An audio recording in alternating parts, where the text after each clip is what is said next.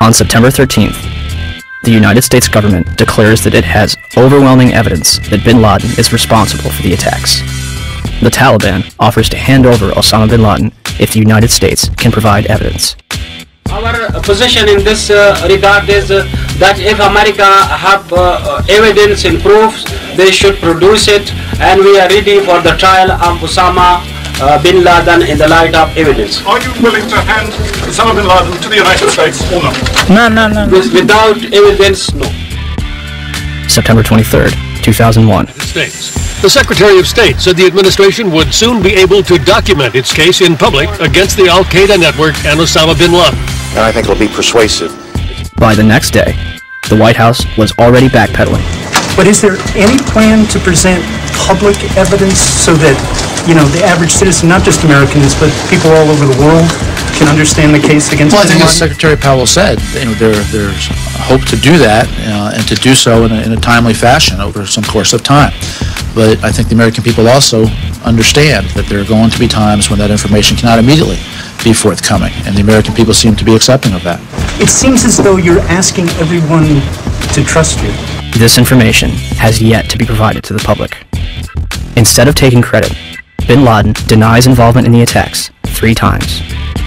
December 13th, the Department of Defense releases a videotape allegedly discovered in a house in Jalalabad, Afghanistan. Osama bin Laden describes the attacks along with Khaled al-Harbi. American mainstream media and even President Bush would portray this videotape as absolute proof of his guilt.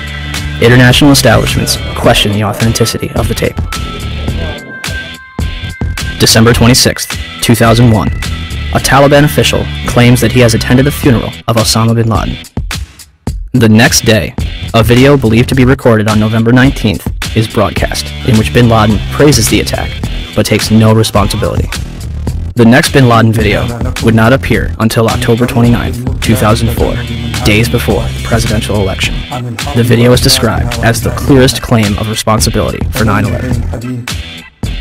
And when questioned why bin Laden's most wanted poster does not indict him for 9/11, the chief of investigative publicity for the FBI, Rex Toome, replied, 9/11 is not mentioned on bin Laden's most wanted poster is because the FBI has no hard evidence connecting Osama bin Laden to 9/11. Clearly, I couldn't really believe what I had just heard, so I repeated it, and he said, yes, that is correct. The FBI has no hard evidence connecting Osama bin Laden to 9/11.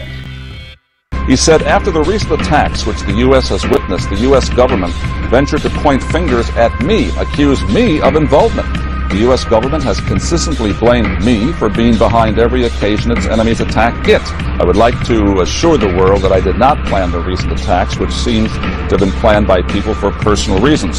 The president said that Osama bin Laden was the prime suspect. Why? There's just a lot of evidence. Oh, the reason I keep insisting that there was a relationship between Iraq and Saddam and Al-Qaeda, because there was a relationship. 2/3 of Americans say it's not worth fighting. So? So